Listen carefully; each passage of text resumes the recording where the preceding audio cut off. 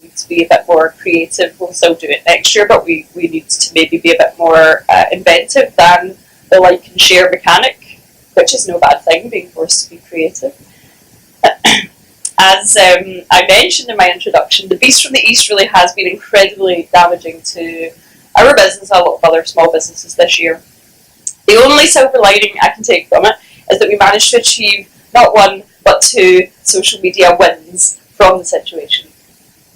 So the first was a wedding which was due to take place at a venue close to Killearn Village Hall.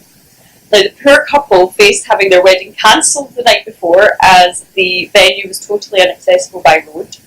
They approached Killearn Village Hall, who allowed them to use the hall for their ceremony free of charge. Our staff, who were the exclusive caterer of weddings at Killearn Village Hall, so they're very used to setting up weddings and working there, they kind of jumped in and set up the wedding, and as a result the couple were able to go ahead with their wedding ceremony. Their photographer, Neil Thomas Douglas, posted some amazing Winter Wonderland style wedding shots on his Facebook page of the wedding, and in his caption he told the story of what happened. I at that point was sitting around morosely trying to distract myself from how badly our cafes were doing because of the snow, and I came across his post on Facebook. I shared it to our Facebook page and Instagram, and the Daily Record must follow us because I got an email asking if we would like to comment on the story as they were going to run it online. On our page alone, the post received or achieved an organic reach of 8,400 people, but it was then picked up by The Sun, The Herald, The Evening Times, and then used in the Daily Record's print edition, providing us with huge amounts of amazing free PR at an otherwise horrific time. The second snow-based example was our Snowmageddon Fails contest. Again, I was sitting around, stuck in my house, growing increasingly frustrated at my own total failure to have prepared for the snow. I thought to myself, there must be thousands of bored people sitting looking at social media, having the same thoughts, kicking themselves for not having sledges, salopettes, UHT milk in their house. My sisters had also been WhatsApping me similar tales of misery and comedy, so I thought, I'm going to compile these into a few funny stories and turn it into a lunch giveaway and invite people to contribute their own stories and images.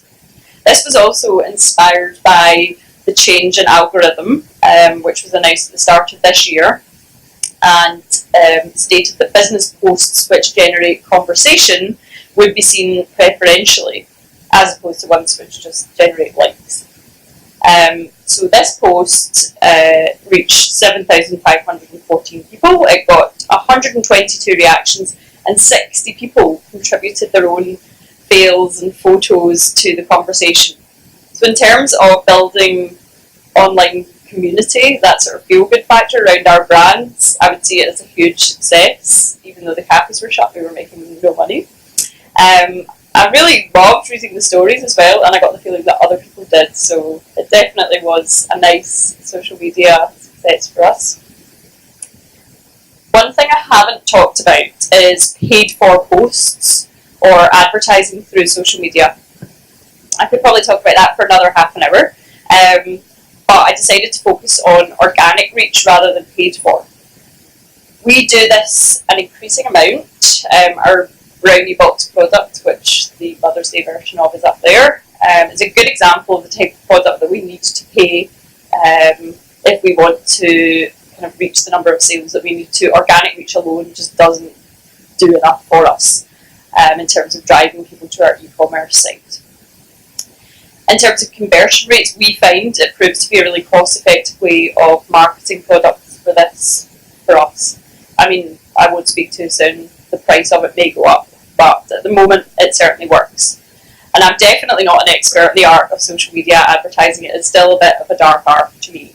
But I did, and this is not a sales pitch, I went along to a digital boost course through Business Gateway, and I noticed that there is a brochure site on everybody's seats for these courses. But no, I know. I'm absolutely. I just thought it was brilliant, and I learned so much from it. So I feel like my thirst for knowledge and learning in this area has been completely rejuvenated. So I want to go away and do the whole brochure of courses now.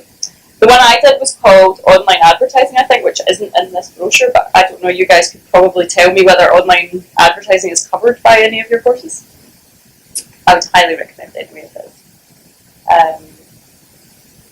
Probably one of the most exciting things to come out of our social media following has been our cookbook.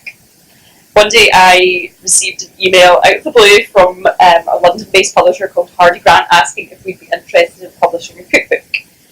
She said she spent time looking at our website and social media and had decided based on those things that she'd like to offer us a cookbook. Of course, we immediately said yes without concerning ourselves that we had no idea how to actually write a book. So many months of stress later, in April 2014, we had our cookbook launch in Waterstone, Sauchiehall Street. The book went on to sell better than we could have ever hoped. It reached number 5 in the Amazon baking charts, which I didn't even know were a thing. And we got to feature alongside our baking heroines, Delia and Mary Berry. So that really was very, very, very exciting. Another really exciting thing which happened as a result of our cookbook social media and PR activity was being invited to London to be interviewed for ITV's This Morning. So we were interviewed by Philip Schofield, who was amazing. Holly was off, so we also met Christine Philippe. The experience was absolutely amazing, so different from the day-to-day routine of running a business. And of course we took full advantage of the opportunity and shared loads of behind-the-scenes photos and video footage of our trip on social media. Also due to the exposure from publishing the cookbook, we were approached by a number of brands asking us to work with them. We said no to most things, as most people wanted us to promote their products for nothing. But we did work with Graham's Dairies, They contracted us to write a series of 24 dairy-based recipes for them, which we were then also able to share all the video footage to our own social media. So created loads of free content for us, which was great. So I'm going to finish off with a few tips, things I've picked up over the past 7 years that have worked for us. So firstly, don't be afraid to use yourself on your social media. People like learning about other people. I used to think, or I go through phases of feeling that putting ourselves on social media is really egotistical. But then I realised as a consumer of social media, I much prefer posts about people than about products. And I definitely notice a drop-off in our engagement when we stop posting about ourselves. Post behind-the-scenes stories and photos. For example, when we've opened our cafes, we always post lots of behind-the-scenes photos of the renovation process, before and after photos, which I think helps to really create hype before we've opened our new places, which you can see here at our cafe in Colliers in 2011, and before and after our cafe at Colerne in 2014. Using apps alongside social media, I've found a few good apps which I use regularly. Word Swag, which allows you to create images with text overlaid, which basically look like professionally designed graphics.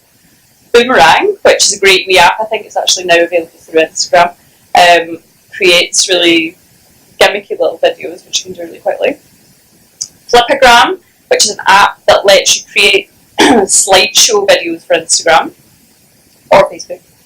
And PicTapGo, which is a great photo editing app which I love, which I feel like gives a much better range of effects than the Instagram filters. And A Beautiful Mess, which is a collage app.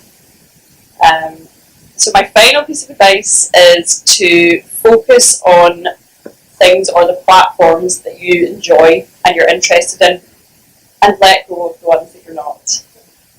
For example, I don't like Twitter. I feel embarrassed to say that up here between these two guys who are totally amazing at Twitter. But I think that the lack of love shows.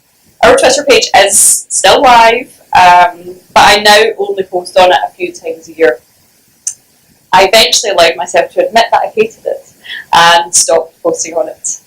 I'd say don't waste your time on something that isn't generating results. I feel, for me, Twitter isn't great for business to consumer for what we want to do. As small business owners, we only have finite resources of time, and just because a social media platform is free, remember that your time is not free, and ask yourself before spending loads and loads of time investing in a social media platform that you don't really like or doesn't generate great results, whether you could be spending your time more valuably. And this feels like a very negative note to end on, but I hope overall that my love of social media, other than Twitter, has come across. So thank you all very much for listening, and I can't wait to sit back down and join you to listen to the rest of the speakers this evening. I'll be staying until the end of the event, so please, if anybody wants to chat, feel free to come up and grab me to say hi.